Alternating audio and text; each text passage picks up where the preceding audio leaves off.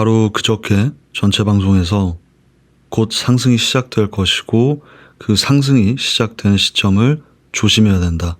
불트랩이 다가오고 있다고 말씀을 드렸습니다. 다들 아시겠지만 불트랩이라는 건 상승인 듯 보이나 트랩이었다라는 의미입니다. 페이크 펌프라고도 볼 수 있습니다. 결국 그 상승분을 모두 반납을 하게 된다는 의미인데, 그러나 현재 상황에서 긍정적인 부분이 있습니다. 부정적인 부분도 있고요. 그 두 가지에 대해서 한번 얘기해 보도록 하겠습니다. 자, 바로 그저께 직전 전체 방송에서 다가오는 불트랩이라는 주제로 말씀을 드리면서 비트코인이 현재 26K에 있지만 27.5 부근까지 상승을 하고 그 부근에서의 꺾임을 조심해야 된다. 27.1과 27.5 이 이평선 사이가 극도로 조심해야 되는 부분이다 라고 말씀을 드렸었어요. 잠깐 들어보겠습니다.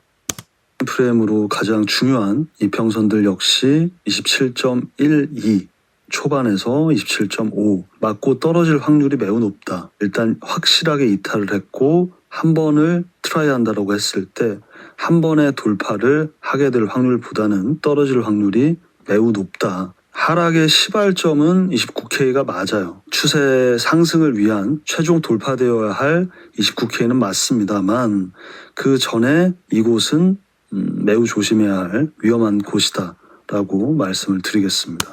자, 이후에 실제로 어떻게 되었냐. 그대로 올라가서 돌파, 마감, 다시 이탈, 마감, 그리고 이탈. 어떤 분들은 여기서 돌파가 됐다. 일봉이 돌파 마감이 됐는데 이평선 위에서 왜 떨어졌지라고 생각하실 수 있는데, 모든 주요 저항 때는 돌파 후에는 항상 리테스트가 일어납니다. 그리고 리테스트에서 다시 한번 돌파가 됐을 때 서포트가 제대로 됐다고 보고 추세가 보통 반전이 되는 겁니다. 마감과 다음 캔들을 확인을 해야 된다. 일단 그게 기본이고, 또 하나는 이평선이든 저항대이든 돌파와 지지를 보시면 이때도 마찬가지예요. 6월에 하락 때 EMA 200선입니다. 흰색이. 여기서 서포트를 하고 직전 고점을 올라가 주었지만 이 서포트에서도 약간의 이탈이 있었어요. 내려와서 마감하고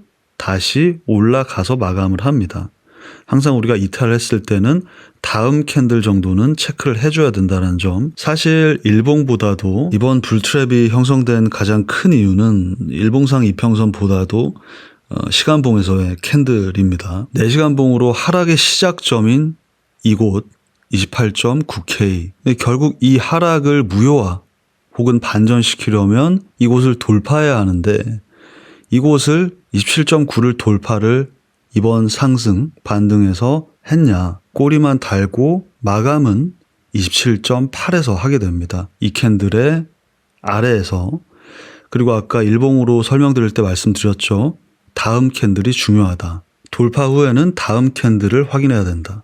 근데 이건 돌파 캔들도 아니야. 돌파 실패 캔들입니다. 실패하고 다음에는 그대로 반납을 했어요.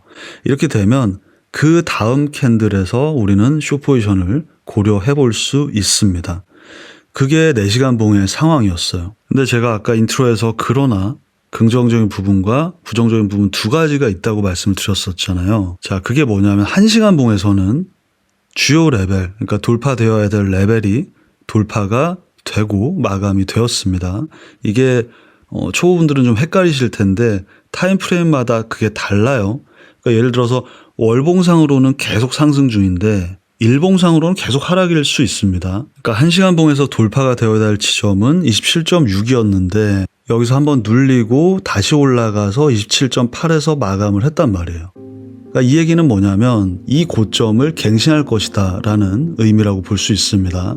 그래서 이곳에서의 되돌림 지점인 27K 부근에서 롱 포지션을 저와 회원님들이 매우 짧은 리스크로 한 마이너스 0.34% 정도의 리스크로 진입을 했었죠. 물론 바로 스탑이 됐죠. 그러니까 이렇게 타임프레임마다의 그 하락과 상승이 충돌할 때는 상승이 먼저 발생하지 않고 이렇게 일단 내려와서 그 다음번에 이 상승에 대한 돌파가 일어나는 경우가 있습니다. 그렇게 생각하시면 돼요. 아시다시피 이번 상승의 트리거가 된 뉴스는 그레이스케일의 SEC에 대한 승소였는데 오늘 새벽, 그러니까 어젯밤 오늘 새벽 즈음에 SEC가 블랙록 등등의 비트코인 ETF 승인 결정을 10월 중순으로 미룬다라는 뉴스가 떴습니다.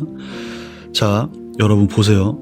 상승 전에, 올라가기 전에 이때 ETF 얘기, SEC 얘기 했습니까? 안 하다가 오히려 그리고 대부분 내려갈 걸 얘기했었죠. 저점을 갱신하고 올라간다. 혹은 저점을 갱신하고 떨어진다. 근데 그렇게만 기다리고 있고 저런 얘기를 안 하다가 막상 뉴스가 터지면서 올라가고 이곳에 도착하니 ETF 어떤다 저쩐다 이런 얘기를 막 했었잖아요. 그러니까 무슨 말이냐면 제가 드리고 싶은 말씀은 여러분 뉴스라는 건 개인 투자자에 있어서 이 정보 싸움에 있어서 가장 최하위에 있습니다. 이걸 여러분들이 보는 자체가 아무리 빠른 뉴스를 본다 하더라도 그 내부자들이 그 정보를 이미 알고 그 다음에 뭐 기자나 미디어들이 취재를 하고 그 다음에 기사화를 하고 번역을 하고 마지막에 보게 되잖아요, 여러분들이. 그러니까 뉴스를 보고 나면 항상 다 오르면 뉴스가 나오죠. 그리고 다 내리면 뉴스가 나오고 그 다음 그 뉴스를 주제로 호들갑을 떠는 거예요. 그렇게 해서는 결코 미리 들어가 있을 수 없다. 근데 생각해 보세요. 그 정보 싸움의 가장 상위에 있는 사람들, 그런 사람들도 그리고 우리들도 다 같이 보고 있는 게 차트입니다. 그 사람들이 움직일 때도 차트에 드러나게 됩니다. 그렇기 때문에 제대로 된 분석과 예측과 자리는 결국 차트에 나온다. 그리고 그것이 기준이 되어야 된다라는 점을 이해하셔야 됩니다. 선물 ETF가 만약 승인이 됐어. 근데 승인이 되자마자 미친 듯이 기관 자금이 바로 다음날 들어올 수는 없어요. 그러니까 기관이라는 건 그걸 결정하는데 시간도 굉장히 오래 걸리고 검토를 많이 해야 되기 때문에 일단은 바로 들어오는 건 아니고 차차 들어오게 됩니다. 근데 그보다도 결국 코인 시장에서 가장 중요한 부분은 대중의 심리적인 요소입니다. 그 심리적인 요소가 굉장히 크게 작용을 할 거기 때문에 결론은 ETF가 승인이 되면 큰 상승을 하게 되겠죠. 근데 그 심리적인 요인이라는 게 바로 가격이고 차트예요. 그러니까 예를 들어서 30K를 돌파를 했어. 현물 ETF가 승인이 되면서. 그러면서 30K가 돌파가 됐다 와 하면서 들어오는 거야. 그리고 만약에 40이 돌파가 되면 50이 돌파가 되면 60이 돌파가 되면 이런 식으로 가는 겁니다. 그러니까 결국에는 심리적인 거고 그 심리라는 건 결국 차트에 있는 가로선이라는 거예요. 그러니까 가격으로 표현되어 있는 이 심리들을 캔들로 분석하고 그 자리를 기다리고 그 자리에서 진입하고 스탑하고 미리 들어가는 그게 바로 이 TA라고 보시면 됩니다. 물론 모든 무빙을 다 가져갈 수는 없어요.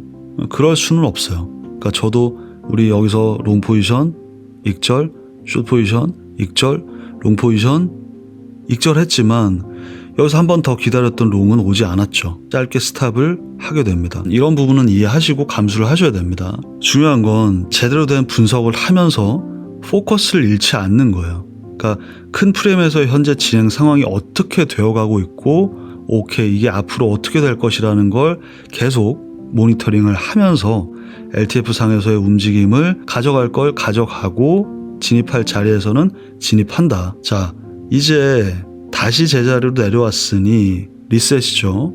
그러니까 이 상승을 못 먹으신 분들, 이 하락을 못 먹으신 분들 모두 제자리로 돌아왔습니다. 이 위로 다시 올라가게 되거나 저점을 갱신하게 되거나 둘 다 우리가 기다리고 있는 자리는 있죠. 그 기존 자리들을 기다려 보면서 그 전에 뭐 주말간 다른 무빙이 나오고 업데이트할 내용이 생긴다면 멤버십으로 업데이트를 해드리도록 하겠습니다. 감사합니다.